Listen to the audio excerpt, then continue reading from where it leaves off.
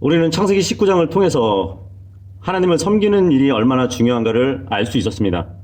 그 믿음의 조상 아브라함과는 비록 비교할 수 없는 롯의 신앙을 우리가 봤지만 하나님은 그의 믿음을 보시고 그와 더불어 가족을 구원해 주신 그 모습을 우리가 봤습니다.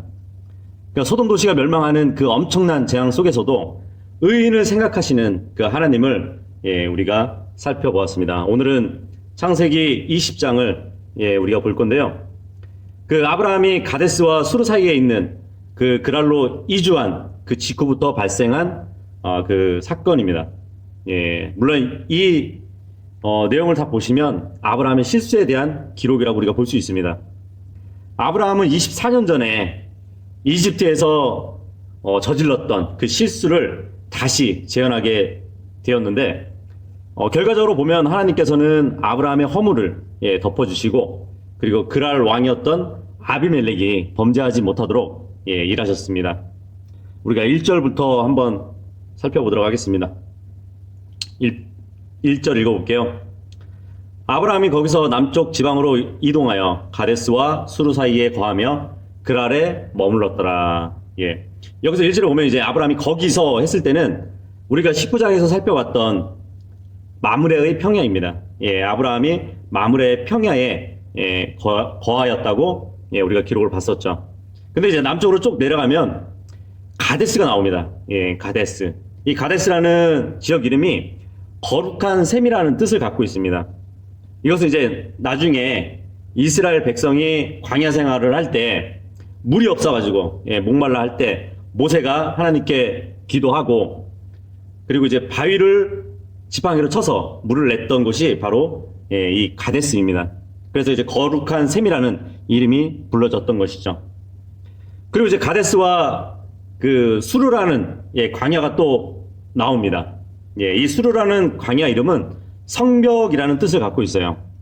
그래서 이스라엘 백성이 홍해를 건너가기 전에 그 이집트의 군사들에게 쫓기는 가운데서 그 광야를 걸어갔는데 아마도 이제 그 광야의 지형 모습이 양쪽으로 그 계곡들이 꼭 성벽처럼 이렇게 성벽처럼 둘러싸여 있는 그러한 지형이었던 것 같습니다. 그래서 그 수르라는 이름이 성벽이었던 것 같아요. 근데 이 가데스와 수르 사이에 어떠한 땅이 있었냐면 그랄이라는 땅이 있었다고 합니다. 이 그랄 땅은 블레셋 족속의 땅이에요. 우리가 이제 마제스틱 그 성경 뒤에 부록에 보면은 5페이지에 보면은 이 지형들이 그 지역들이 지도에 다 나오니까 참고하시면 될 것 같습니다. 2절 읽어보도록 하겠습니다. 아브라함이 자기 아내 사라를 가리켜 이르기를 그녀는 내 누이라 하였으므로 그랄 왕 아비멜렉이 사람을 보내어 사라를 데려가니라. 여기서 이제 그 2절에 보면 아비멜렉이라는 사람이 등장합니다. 물론 이제 아비멜렉이라는 이름은 그 사람의 개인적인 이름이 아니라 그 그랄 왕을 지칭하는 명칭입니다. 보통 이제 우리나라 같은 경우도 예전에 뭐 세종 해가지고 왕을 지칭하는 이름이 있었죠. 그리고 로마 같은 경우도 이제 카이사르 하면은 황제를 가르치잖아요. 영어로는 이제 시저라고 발음하지만요. 그리고 이집트 같은 경우는 파라오가 왕입니다. 파라오 하면은 그 이집트의 왕을 가르치는 것이죠. 그리고 러시아 같은 경우는 짜르라고 하죠. 짜르. 그리고 몽골 같은 경우는 칸이라고 부릅니다. 그래서 징기스칸 했을 때는 그 몽골의 왕을 가리키는 것이었습니다. 그리고 이제 아랍 쪽에는 탄이라고 부릅니다. 탄. 그래서 뭐 어떤 술탄 이런 명칭을 한번 들어보셨을 것이에요. 그래서 이 아비멜렉이라는 말은 블레셋에서 왕을 칭하는 그 용어라고 보시면 됩니다. 아비. 아비 하면 아버지와 같죠. 그 뜻이에요. 이 아비라는 뜻은 아버지라는 뜻입니다. 그리고 멜렉이라는 뜻은 왕이라는 뜻이에요. 그래서 아비멜렉 하면 아버지, 왕 이런 뜻을 갖고 있습니다.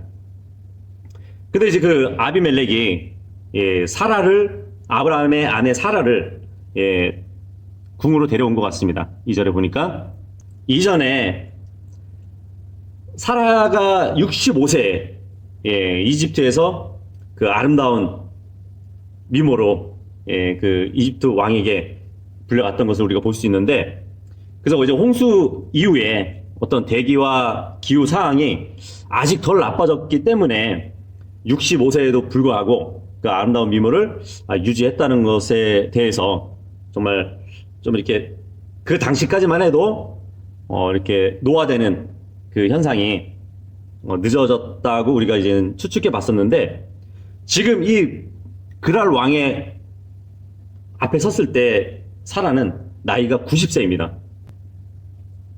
그래서 이제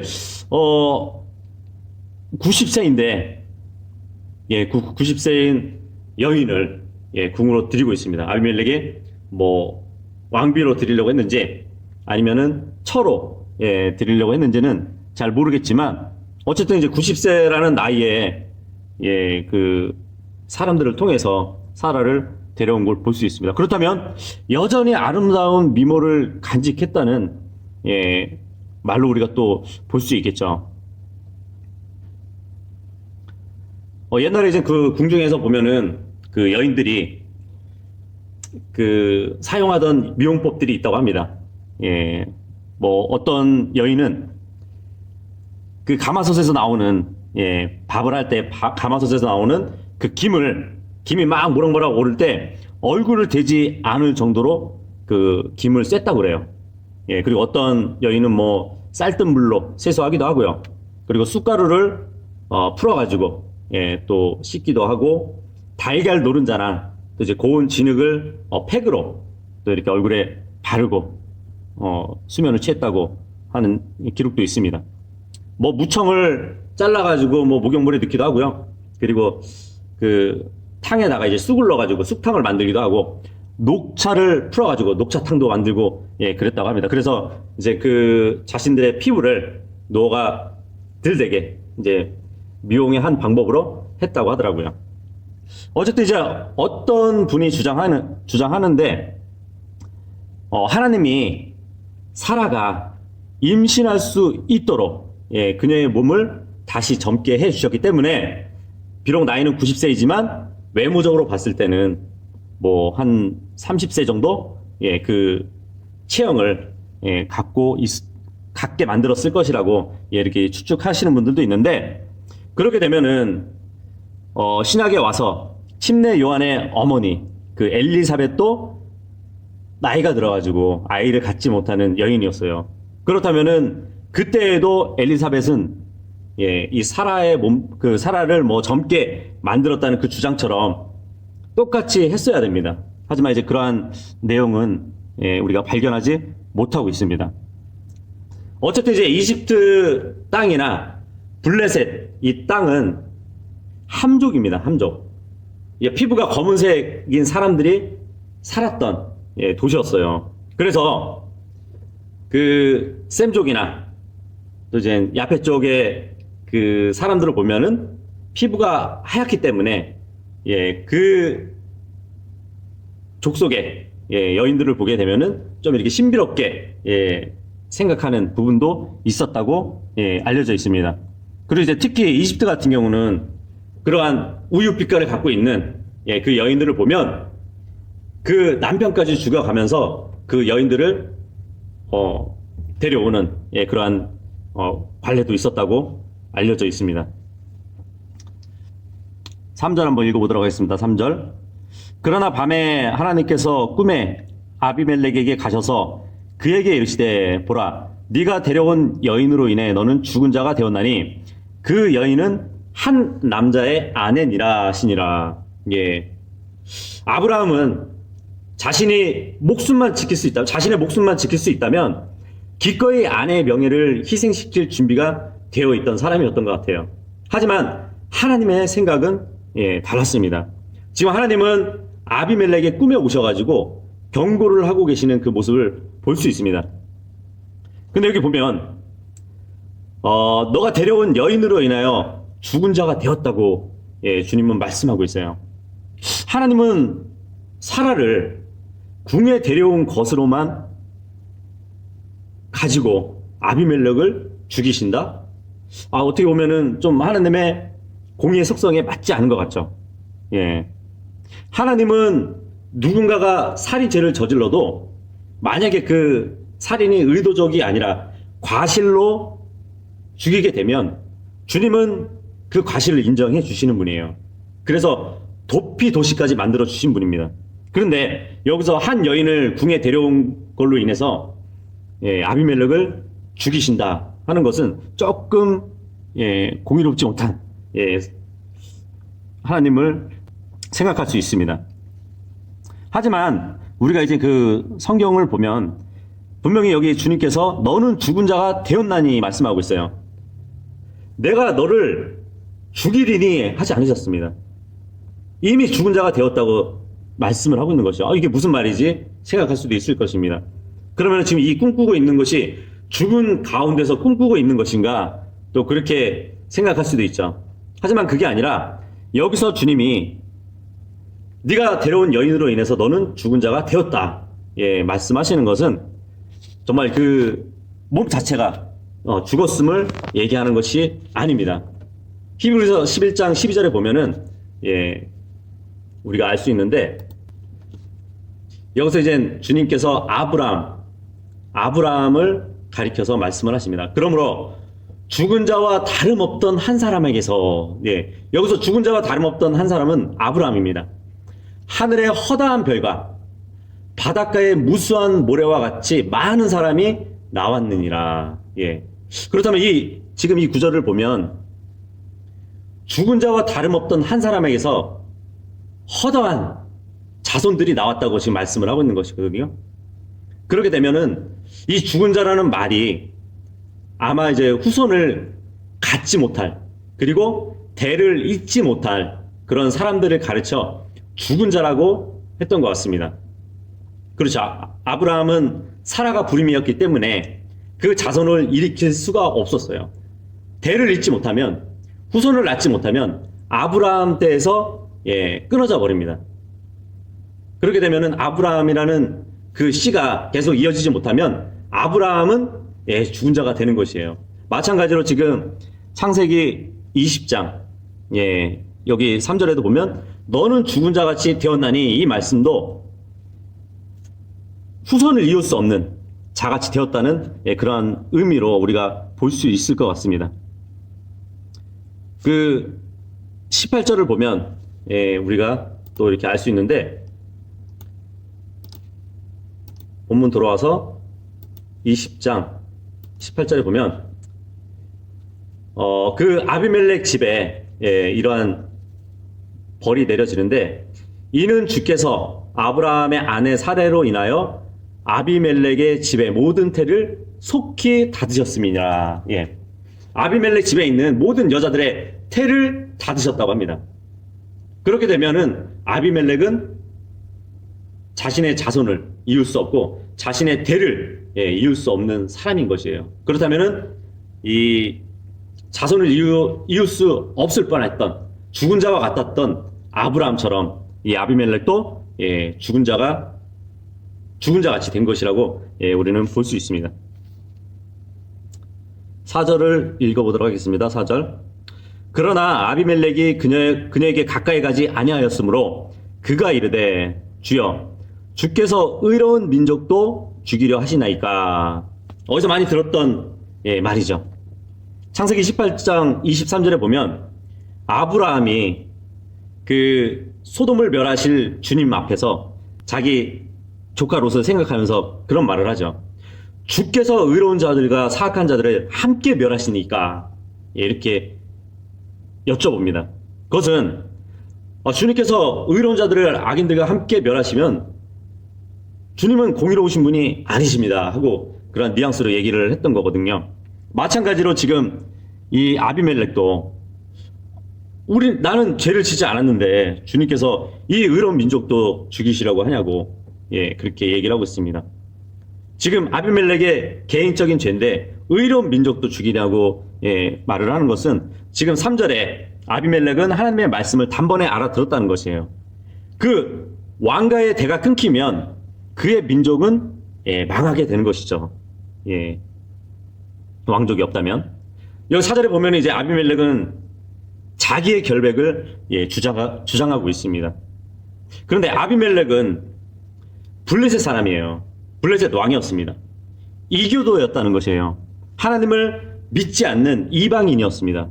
그런데 지금 하나님은 이교도 왕에게 단순히 그냥 꿈으로 나타나셔가지고 쉽게 일을 해결하시는 그 모습을 우리가 또 볼 수 있습니다. 그 아비멜렉은 이스라엘 민족의 어머니가 될 자로 선택받은 여인이 사라인지도 몰랐어요.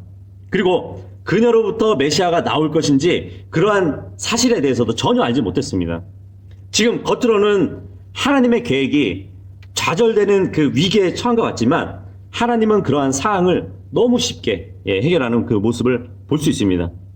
사라는 위기에서 구출됐고 그리고 하나님이 언약해 주신 그 일을 하는 데 있어서 장애가 되는 요소를 지금 제거하고 계시는 것을 우리가 볼 수 있습니다. 5절 읽어보면 그가 내게 이르기를 그녀는 내 누이라 하지 아니하였나이까 또한 그녀도 스스로 이르기를 그는 내 오랍이라 하였사오니 나는 순전한 마음과 무죄한 손으로 이 일을 행하였나이다 하매. 지금 아비멜렉은 그렇게 얘기하는 겁니다. 저는 순진하기에 속은 죄밖에 없습니다. 주님, 속았지만 그녀를 제가 어찌하지도 않았습니다. 아브라함은 내 누이라고 속였고 사라는 내 오랍이라고 속였는데 저는 그냥 믿었을 뿐이에요. 근데 여기서 이제 우리가 5절에 볼 수 있는 것은 하나님께서는 지금 이방인이고 이교도인 이 아비멜렉에게 이런 말을 들을 수 있는 것은 바로 그 아비멜렉 마음 안에는 옳고 그름이라는 것을 판단할 수 있는 무언가가 있다는 것을 우리가 볼 수 있습니다. 그래서 로마서 2장으로 가시면 로마서 2장 13절에서 15절까지 읽어보면 이는 율법을 듣는 자가 하나님 앞에서 의로운 자가 아니요 오직 율법을 행하는 자가 의롭게 될 것임이니라. 그 까닭은 율법을 소유하지 않은 이방인들이 본성으로는 율법 안에 들어있는 것들을 행할 때에 이런 사람들은 율법을 소유하지 않아도 자기가 자기에게 율법이 되기 때문이니. 그렇죠? 유대인들은 기록된 율법을 소유했습니다. 하지만 이방인들은 그 율법을 소유하지 않았어요. 하지만 그들에게 있어서 마음에 율법이 있다고 말씀을 하고 있어요. 15절 보시면 이런 사람들은 또한 자기 양심이 증거하며 자기 생각들이 서로 고소하며 변명하는 가운데 자기 마음속에 기록된 율법의 행위를 나타내 보이느니라. 비록 기록된 율법은 없었지만 자기 안에 있는 양심이 옳고 그름을 판단할 수 있도록 주님께서 그 마음속에 장치를 해 주셨다는 것입니다. 그렇기 때문에 지금 5절에 저는 잘못한 게 없습니다 하고 주님께 지금 항소하고 있는 것이에요. 6절 한번 보도록 하겠습니다. 하나님께서 꿈에 그에게 이르시되 참으로 네가 순전한 마음으로 이 일을 행한 줄을 내가 아노라. 나 역시 너를 막아 내게 죄를 짓지 아니하게 하였나니 이런 까닭에 네가 그녀에게 손을 대는 것을 내가 허락하지 아니하였노라. 주님도 지금 말씀하고 있습니다. 나도 안다. 그런데 나 역시 너가 그녀에게 손을 대지 않도록 내가 막았다. 그 말씀을 하고 있는 것이에요. 그래서 이 선에서 지금 끝나는 것이라고. 왜냐하면 너의 자유의지도 있겠지만 내가 허락하지 않았기 때문에 그녀에게 손대지 않은 것이다. 그렇게 말씀을 하고 있습니다. 그래서 어떤 사람은 이제 6절을 들어가지고 아니 그렇다면 하나님은 아담의 타락도 막을 수 있지 않았을까? 그렇게 생각하는 사람들이 있어요. 이렇게 아비멜렉이 사라를 손댈 것을 아신 주님이 막으셨다면 아담과 이브가 선악과를 먹지 않도록 충분히 막으실 수도 있지 않았겠냐 이렇게 생각을 한다는 것이에요. 그렇죠. 주님은 모든 앞날을 아시기 때문에 충분히 그렇게 하실 수도 있으셨던 분입니다. 하지만 주님의 의도와 그 일은 어떠한 사항에 따라 다르게 일하실 수 있으신 것이에요. 물론 주님은 아담의 타락을 미리 아셨습니다. 하지만 그의 의지를 막지 않았어요. 왜냐하면 그 타락으로 인해 가지고 나중에 사탄을 심판할 수 있는 명분을 만드실 수 있기 때문인 것입니다. 또한 아담의 죄로 인해서 나중에 구속하실 그 계획까지 겸해서 주님은 막지 않으셨습니다. 하지만 지금 아비멜렉 같은 경우는 사탄이 메시아라는 씨가 나오지 않도록 방해하고 있는 가운데 주님은 그 사탄의 일을 미리 차단시키는 것이에요. 사탄은 잘 알고 있었습니다. 여자의 씨가 나오면 자신의 머리가 밟힐 것을 잘 알고 있었어요. 그렇기 때문에 사탄은 항상 여자의 씨가 나오지 않도록 여러 번 방해를 하고 있습니다. 6절에서 중요한 말씀이 하나 있습니다. 지금 6절에 보면 주님이 아비멜렉에게 나 역시 너를 막아서 내게 죄를 짓지 아니하게 했다고 합니다. 아비멜렉이 주님께 죄를 짓지 않도록 하셨다고 해요. 어떻게 보면은 아비멜렉이 사라를 건드렸다면 아브라함과 사라에게 죄를 짓는 것이라고 이렇게 생각할 수도 있지만 그렇지 않습니다. 성경에 보면 죄는 하나님께만 짓는 것입니다. 어떤 사람과 사람 사이에는 죄를 짓는다는 말을 할 수가 없어요.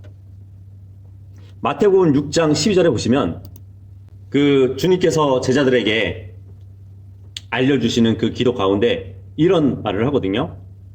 우리가 우리에게 빚진 자들을 용서하는 것 같이 우리의 빚을 용서하옵소서. 근데 이게 개역성경에 보면 우리가 우리에게 죄 지은 자를 사하여 준 것 같이 우리 죄를 사하여 주옵소서 이렇게 변개되어 있습니다. 사람이 사람에게 죄를 짓게 되면 그 사람이 또한 죄를 사하여 준다는 것이에요. 말이 안 되는 것이죠. 죄를 용서하실 수 있으신 분은 주님이시지 사람이 아닙니다. 사람은 사람에게 죄를 지을 수도 없고 그 사람이 또한 죄 지은 자를 용서해 줄 수가 없습니다. 근데 그렇게 변개를 시켜놨어요. 야고보서 5장 16절에도 보시면 너희 잘못들을 서로 고백하고 병고침을 받도록 서로를 위하여 기도하라 이렇게 되어 있습니다. 우리는 지체들끼리 서로 잘못을 범할 수가 있어요. 하지만 그 지체들 간에 죄를 범할 수는 없습니다. 근데 이것도 이제 개역 성경에 보면 이러므로 너희 죄를 서로 고하여 병 낫기를 위하여 서로 기도하라 이렇게 변개가 되어 있습니다. 서로의 죄를 고하래요. 그래서 이제 고해성사라는 그러한 교리가 또한 생기게 된 것인데 잘못된 것이죠. 죄는 사람에게 짓는 것도 아니고 하나님께 짓는 것이에요. 사람은 죄를 용서할 수 있는 권능이 없습니다. 권한이 없어요. 다윗이 이제 고백한 그 시를 보면 또 잘 알 수 있습니다.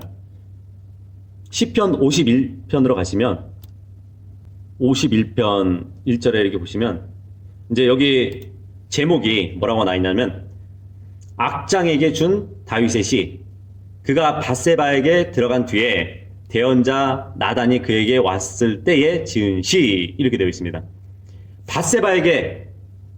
밧세바와 간음죄를 저지른 그 뒤에 지은 시입니다. 오 하나님이여 주의 인자하심으로 내게 긍휼을 베푸시며 주의 크신 긍휼로 내 범죄들을 지워주소서. 내 불법에서 나를 완전히 씻기시며 내 죄에서 나를 정결하게 하소서. 이는 내가 내 범죄들을 시인하기 때문이오니 내 죄가 항상 내 앞에 있나이다. 4절에 이제 중요한 말씀을 합니다.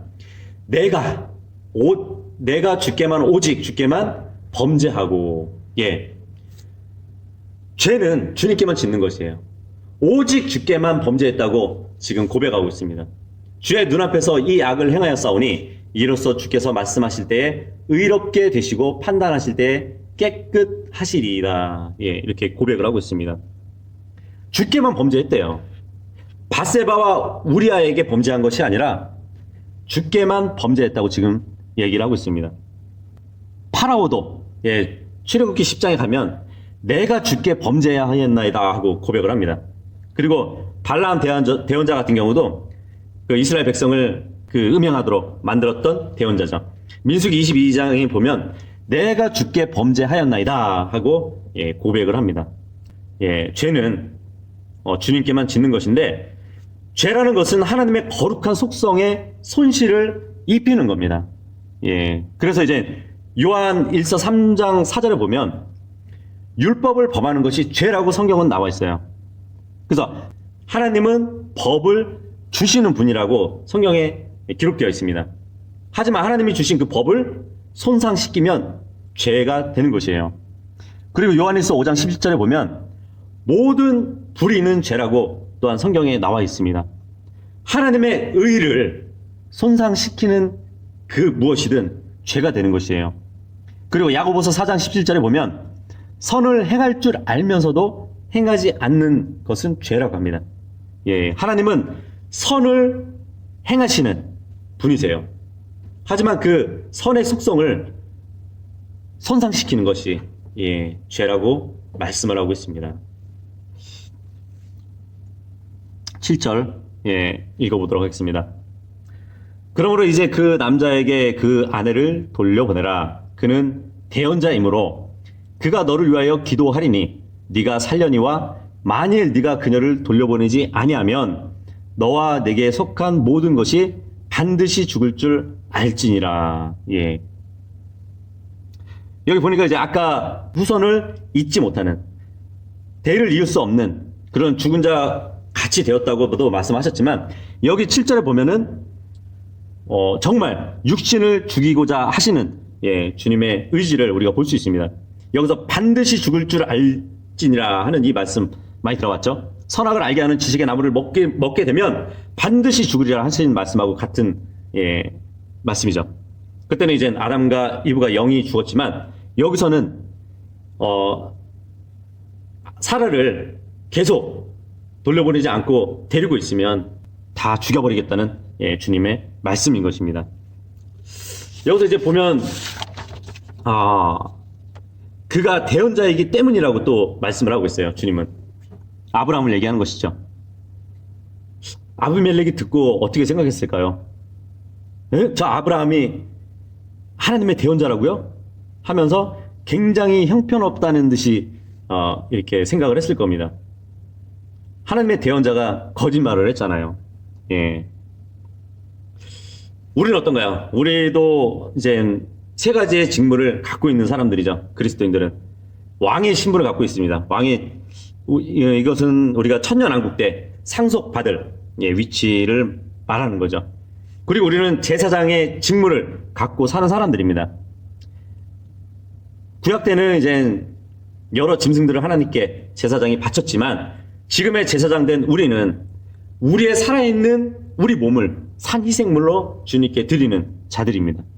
그리고 세 번째 직무는 우리는 대언자들이에요. 복음을 전하는 대언자들입니다. 근데 대언자 하면은 예언을 할 수 있어야 되잖아요. 미래의 일을 말할 수 있어야 되잖아요. 우리는 미래를 말하는 사람들이에요. 우리가 복음을 들고 어느 누구에게 당신은 하나님을 믿어야 됩니다. 예수 그리스도를 영접해야 됩니다. 그러면 하늘나라 갈 수 있습니다. 하지만 영접지 않으면 지옥에 갈 것입니다. 이것도 예언입니다. 아직 이루어지지 않은 일이잖아요. 하지만 이루어질 것이란 말이죠. 둘 중에 하나로. 우리는 사람들에게 휴거를 얘기합니다. 앞으로 이제 우리가 눈 깜짝할 사이에 저 하늘로 주님께서 데리고 가실 거라는 그 말도 하고, 그 이후에는 대환란이 있을 것이라고 미래의 일을 말하죠. 그리고 그 환란 후에는 예수 그리스도께서 친히 이 땅에서 다스릴 천년왕국이 이루어질 거라는 그런 미래의 말을 우리는 하고 있습니다. 그렇기 때문에 우리는 대언자들이에요. 구약 때 대언자들은 예언을 하는 사람들이었습니다. 미래의 일을 말했던 사람들이고, 또한 심판을 예고했던 사람들이에요. 특히 이스라엘 백성들이 죄를 짓게 되면 하나님은 대언자들을 통해서 그들이 언제까지 회개하지 않으면 심판하실 것이라는 그러한 메시지도 전했던 사람들입니다. 그런데 이 대언자 직무를 갖고 있는 사람들이 거짓말을 한다면 그거는 정말 큰 일이겠죠. 우리도 마찬가지예요.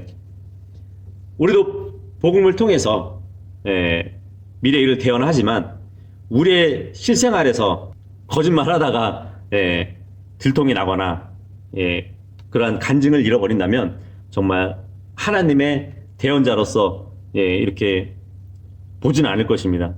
굉장히 형편없는 그리스도인으로 낙인이 찍힐 것이에요. 여기서 이제 우리가 또 첫 언급의 그 법칙을 적용해서 볼 수 있는데 7절에 이 대언자는 여기에 처음 언급됩니다. 근데 우리는 보통 대언자 하면은 앞의 일을 내다보는, 예전에 이제 선지자라고 했었고 또 선견자라고 이렇게 불렀었죠. 근데 대언자 했을 때는 하나님의 말씀을 대신 전하는 사람들입니다. 그 대언이라는 말 안에는 예언도 포함되어 있는 것이에요. 그런데 보통 이제 대언자 하면은 예언을 하는 사람들로 우리가 보통 알고 있는데, 지금 이 7절에 보면 대언자로서 아브라함은 아비멜렉을 위하여 기도할 거라고 말씀을 하고 있습니다. 그렇다면 대언자는 이 첫 언급의 법칙에 의해서 기도하는 자입니다. 기도하는 자. 누구누구를 위해서 기도를 하는 사람인 것이에요.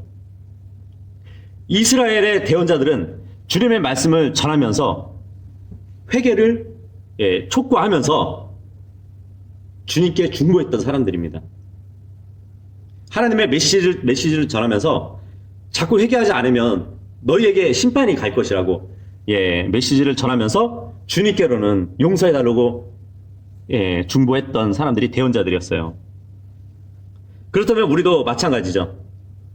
누구에게 복음을 전하고 복음을 들은 사람, 그 사람을 위해서 중보해야 되는 것이 또한 우리의 기도 생활입니다. 뭐 어떤 분들은 그래요. 불신자들을 위한 중보는 효력이 없다고. 하지만 로마서 10장 1절에 보면 과연 구원받지 못한 자들을 위해서 기도하는 것이, 중보하는 것이 아무 효력이 없을까요? 아무리 효력이 없다 하더라도 그 기도를 하는 것이 잘못된 것일까요? 로마서 10장 1절에 보시면 형제들아 내 마음에 원하는 바와 하나님께 기도하는 바는 이스라엘을 위한 것이니 곧 그들로 하여금 구원을 받게 하려는 것이라. 이스라엘은 아직 구원받지 못했어요. 버림받았어요. 하지만 사도 바울이 구원받지 못한 이스라엘을 위해서 기도를 하고 있습니다. 그러면 우리도 구원받지 못한 사람을 위해서 당연히 기도할 수 있는 것이에요. 중보할 수 있는 것입니다. 이 대언자라는 말이 이제 프로펫인데, 그 성경에서 이 프로펫이 대문자로 쓰여진 것은 바로 예수 그리스도를 지칭합니다. 그런데 예수님이 지금 하늘에 계셔요. 아버지 하나님 우편에 앉아 계십니다. 지금 뭐 하고 계시는지 아세요? 지금 하늘에 아버지 우편에 앉아 계시면서 성도들을 위해서 기도하고 계세요. 중보하고 계시다는 것입니다. 그래서 이 대언자라는 직무가 물론 이제 거의 애언적인 그 애언을 하는 사람들이라고 보여지지만, 이 첫 언급의 법칙에 의해서 보면 누구를 위해서 기도하는 사람들로 먼저 우리가 볼 수 있습니다. 우리가 이제 여기까지만 살펴봤는데, 그 아브라함은 예전에 이집트로 내려갔을 때 그 사용했던 부끄러운 책략을 지금 또다시 반복하고 있음을 우리는 보고 있습니다.